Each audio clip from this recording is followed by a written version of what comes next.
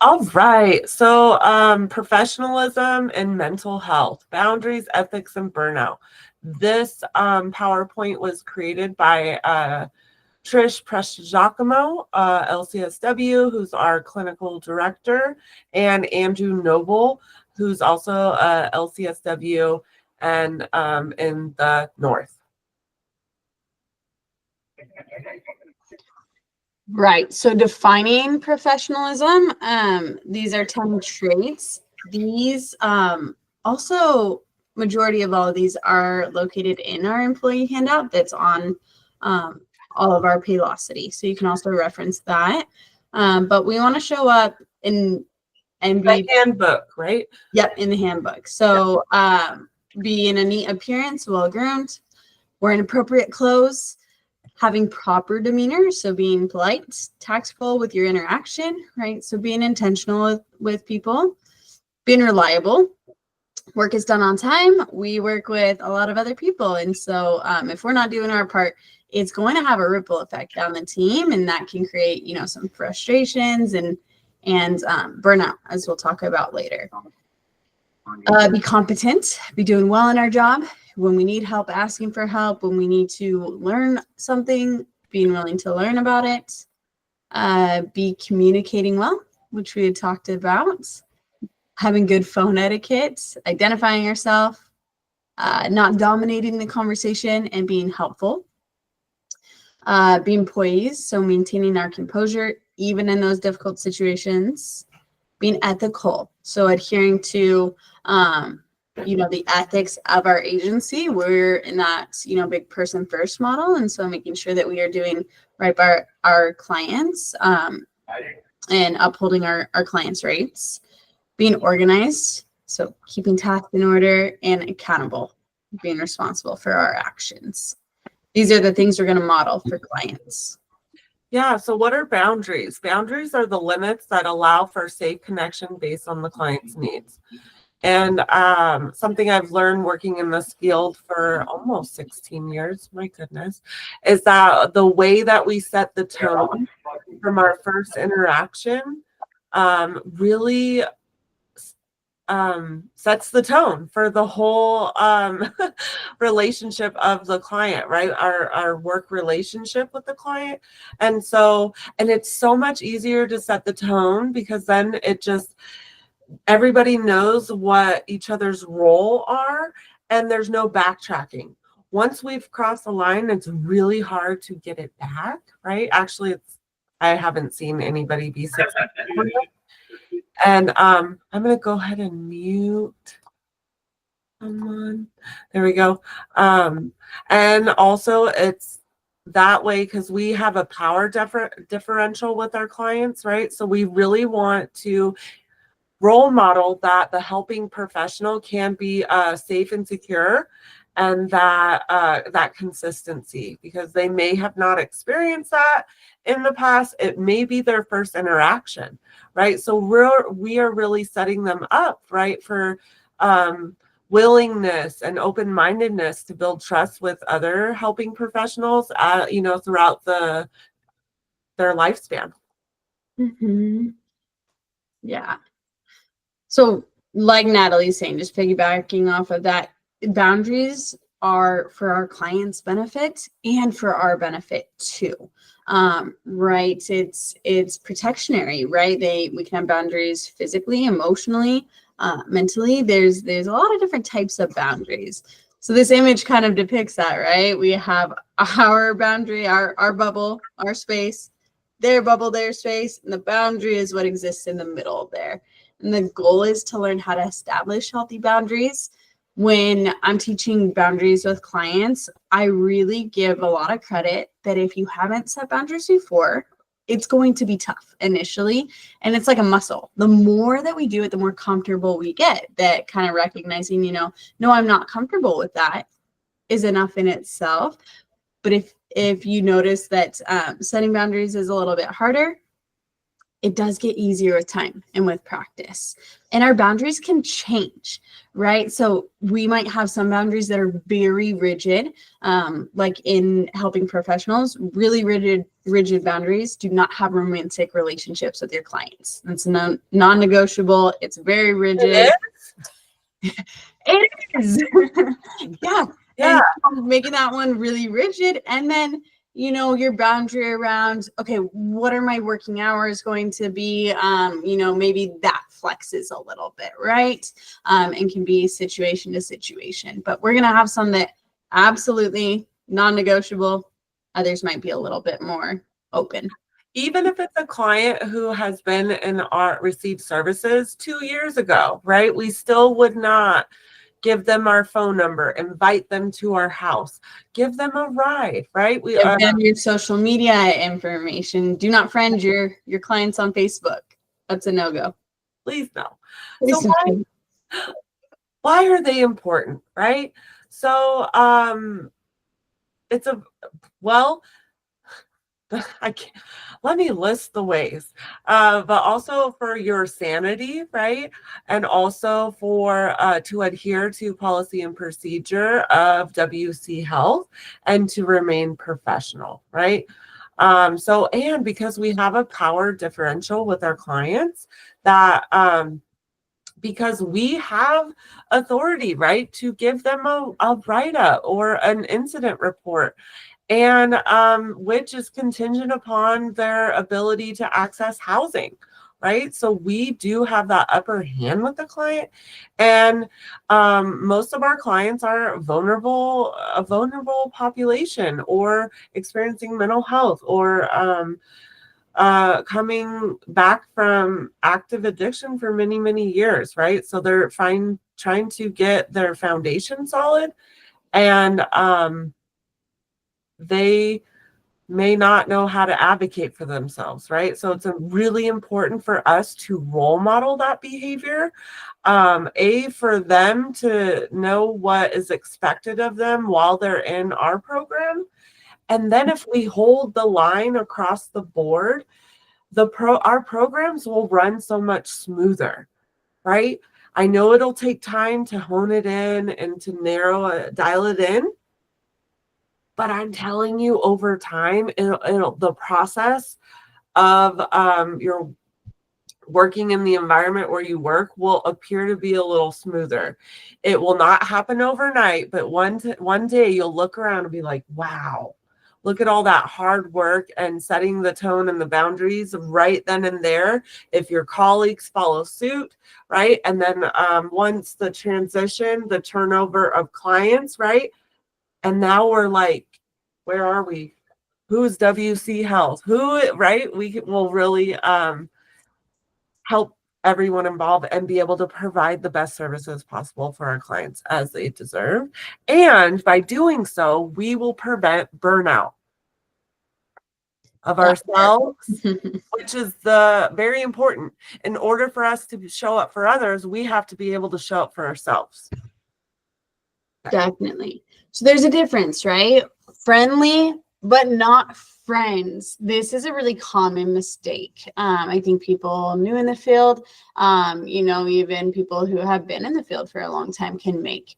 Being friendly means that you're courteous, you're respectful, you might even have a great rapport, but you're not friends. And I think that's a really important boundary to set. I know it's one that's really important for me in my work with clients, is that I make that really specific, is we have a professional relationship. It's a relationship, and that can include feelings of endearment, wanting the best for that person and caring how they are. But we're not friends. We don't fraternize outside of the agency. They do not have my personal information. I do not disclose a lot of personal information unless it's going to be beneficial for them.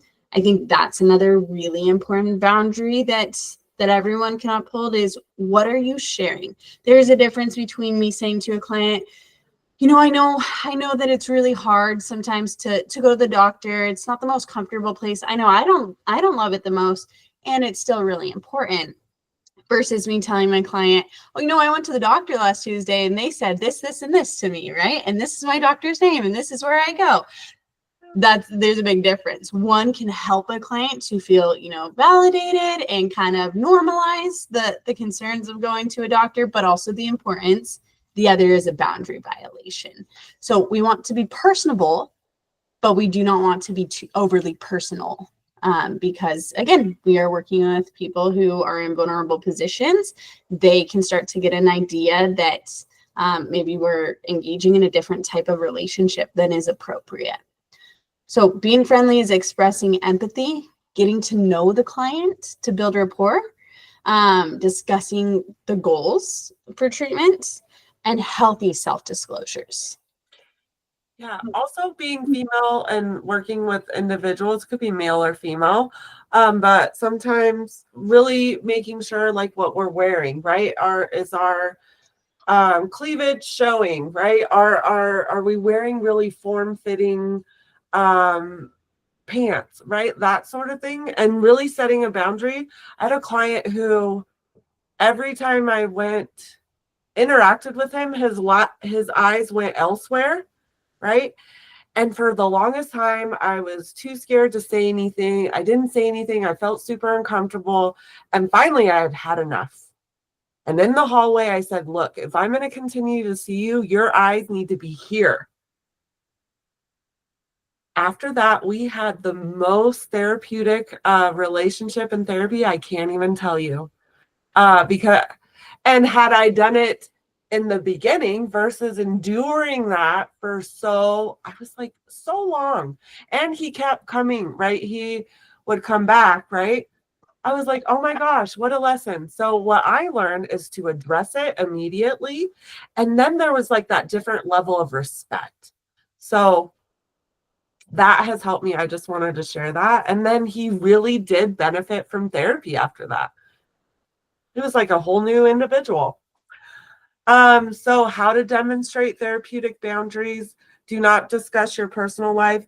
Like in school, I learned like don't have a picture of your family per se, right? We don't want to disclose. I have pictures of my family. They're in my drawer, right? So when I open them, I can see them. They do not need to know that I have X, Y, or Z, right? Because we're giving them information, and our clients have backgrounds, right? So that's something that I have learned. I will build rapport dog wise. I'm like, yeah, this is my dog. I don't know. But also like to build rapport if they're a dog lover, they're bringing so you have to find your balance. But I would really be mindful. Or they're like, are you a mom? How does that matter? What is that? How's that going to impact your treatment? Right? So you have to find what you're comfortable with, but I would also say less is more. If they're talking about hiking, oh, I enjoy hiking too, right? I love talking about the weather and food and like activities, right? That's very superficial. So that would be good topics of conversation. Sorry, my job regulations don't allow me to discuss that. Finding your own verbiage of, not disclosing information would be encouraged. I think that one works though. I think that one absolutely. If you're like in a spot and you need to set a boundary and you might be struggling, I'm sorry, my work does not allow for me to disclose that. I'm not able to share that information because of my role at WC Health. Yes. Right. I think that it can help give a little bit of comfort to setting a hard boundary. And like you just simplified that sentence, so you can word it in your own way. Avoid posting anything about your work on with clients on social media, right? Just don't do it. Have that separation from work and social media. Natural feeling, right? Right. If you've had a bad day, you got a speeding ticket going to work, right?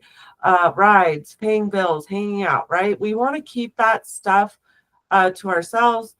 If we're disclosing that to colleagues, right? Making sure that no clients are in earshot of that. To keep that your life, right?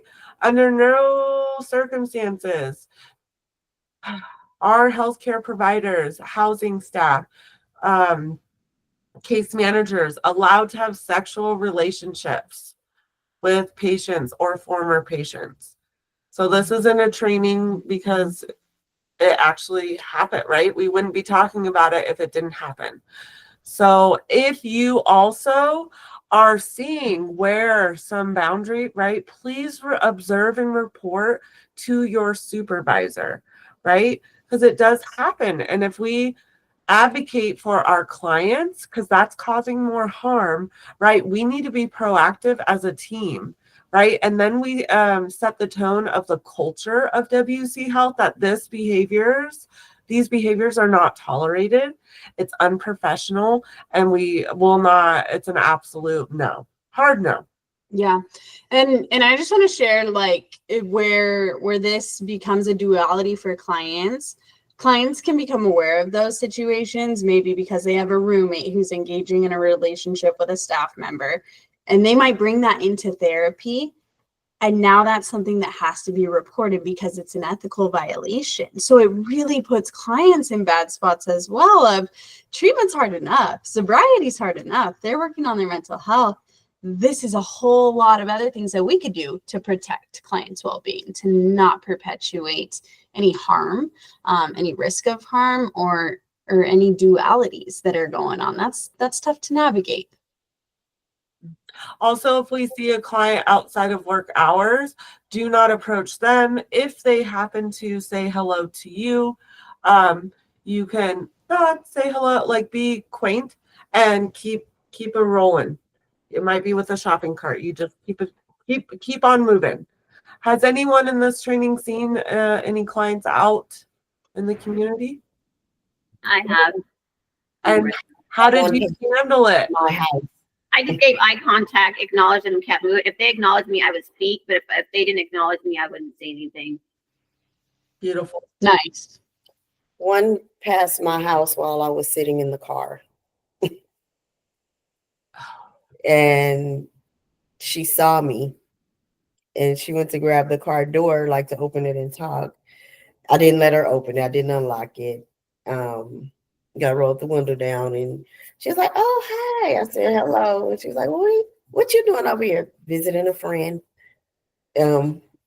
Just visiting a friend because I didn't want her to know that that's where I lived, you know. Yeah. And then I said, "Okay, I'll see you tomorrow," you know, because she in our housing. But yeah, that was one of my concerns with working so close to here. I'm literally 3 minutes away from here, like same street, right up the street, you know. But that was one of my concerns, not that the boundaries, because I can set boundaries and you don't come to my house, period. I don't play that. But that was just one of the concerns I had in the beginning because they're free to roam wherever they want during the day, you know. But that was the one incident. Another one walked past but didn't see me. They were off on the sidewalk, but they didn't see me. So yeah, try to keep my stuff a little out of the way. Yeah. Yeah, that's a tough one. Yeah. Thank you both for sharing those of how you've handled those and maintain those boundaries. Really important. Common examples of poor boundaries: making personal phone calls while a client is present. That would be, sometimes things come up, right? Like we might have things that are coming up, but you can take the client back to, the waiting room, or, you can have them leave the office and come back. If you have to take a personal call while you're at work, then kind of handle it in that way. Don't friend clients on Facebook or any other platforms, even after you've stopped working with them. This is a big no-no. Meeting outside of work hours, teasing them. That's where we talk about, rapport is important. So kind of use what you know as far as your rapport with the client, if a joke is going to be appropriate or not. Be willing to apologize if the client is offended by a joke that you make, right? Sometimes they don't land. Inappropriate self-disclosures, for example, family life, relationships, finances. Those are not need to know things that relate to treatment. Again, want to be relatable, but not overly personal. Yes, so we want a role model to the client, healthy communication and professional relationships. Yes.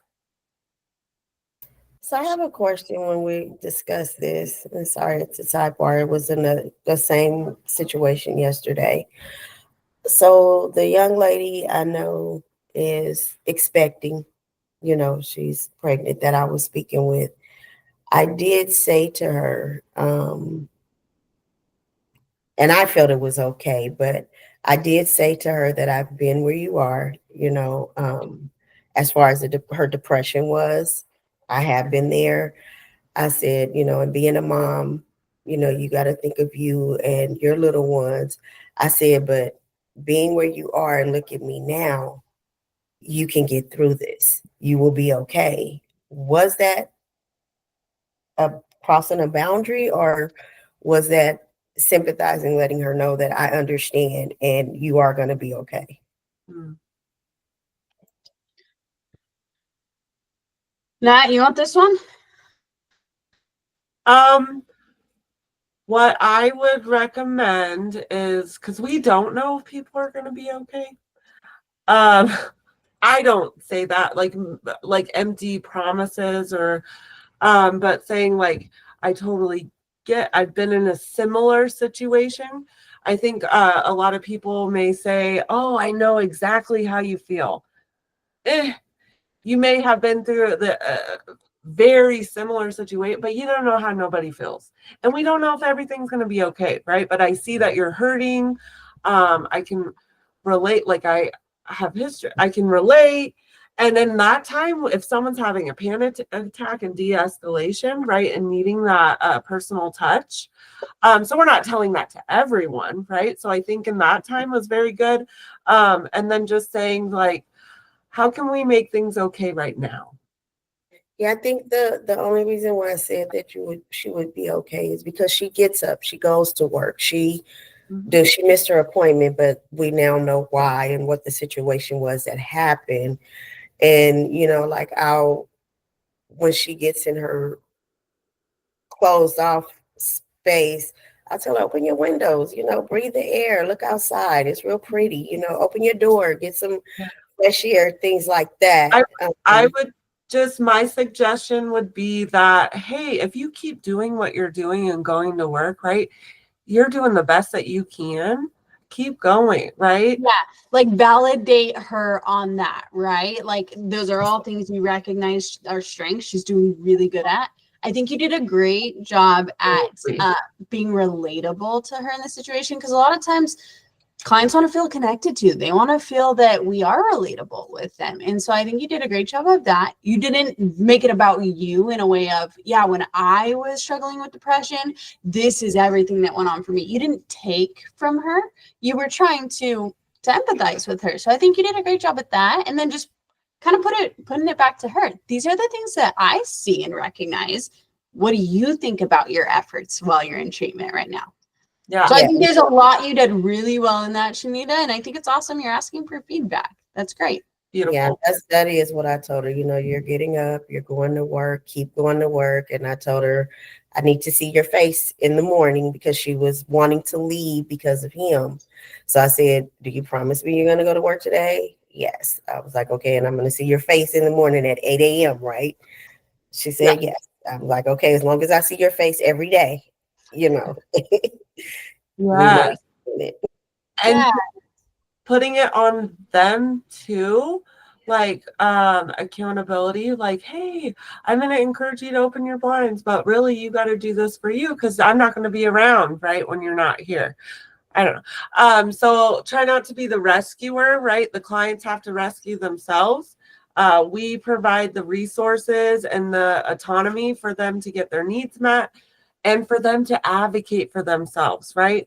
That is what I have found in the helping profession. The more that we encourage our clients that they are the most powerful person in their life, the better off they will be. And it, right? Because sometimes in the helping profession, professionals historically have like where clients are dependent upon them and that they can't live without them or continue on. And it has been such a disservice to clients. And so we don't want to go that route. Also, we want to take care of ourselves so we don't burn out or have compassion fatigue, which means that we just don't care anymore. We don't care if they're getting up at 8 a.m. or not, right? Because we're just burnt out. Having healthy, open communication and a functioning team, and maintaining one's physical and emotional safety, right? So we don't want to be one-on-one and a client in their room. It doesn't matter if they're sex, if they're male or female. I would just suggest that in any individual, right? Just don't put yourself in that situation. And if someone appears to be more agitated or where they're very looking for a reason, right? To just don't put yourself in unsafe situations. Just protect yourself at all times. Yeah, I have that thing with people when I see our employees, but I've learned from therapy, you never put yourself between, you never put the client between you and the door. Because you have to have an escape route if they decide to. Yes. And also giving them an escape route, right? Because someone can feel cornered, right? And then they have to protect themselves. So also being mindful of yourself in the exit, and also do they have, right? Right. So it's kind of like this balance on this tightrope we're assessing always of body position and, even how we set up our offices in case management, right? If you're going to just making sure that the client has the exit, like the best of the ability, that everyone has a safe exit out the room to the best of the ability, so the office flows a little bit, so it's very flowable. And also you could look at have conversations with your supervisors, and I'm sure they would help, right? Assess your setup of your office, which I never thought about that until someone told me about it. And as a social, it doesn't really apply to our context. Are we going to keep, what are we doing, Miss Audrey? We have to hop off. So we will share this. There's a little bit more on identifying burnout. You can come back from burnout. So there's some strategies on that, and then would encourage everyone here to look into our EAP program if you are wanting to know more about what WC Health offers for employees on stress management, on crisis, coping with crisis, and in our EAP program. So I would encourage everybody to look at that. But we'll make sure you have the rest of this PowerPoint, because unfortunately didn't get all the way through it, but really appreciate everyone's engagement. I think that's more valuable too than us getting all the way through, when we get to talk about real scenarios and be able to get feedback, ask for feedback. So really appreciate you all taking the time. Yes. And also when Molly, our HR, sends those emails, it gives more details about the information Audrey was describing. So please look out for the emails from Molly from EHR. Yes. Okay. Awesome. Thank you all so much. I hope you have a great day. If you have any questions, Have a great day. don't hesitate to reach out if you have any questions for Natalie or myself. Thank you. Nice meeting you guys. Yeah. Yeah, nice to meet you too, Shanita. I know that little lady right there. I know it. All Yes, right. yes. Bye. Bye. Bye. Bye. Thank you.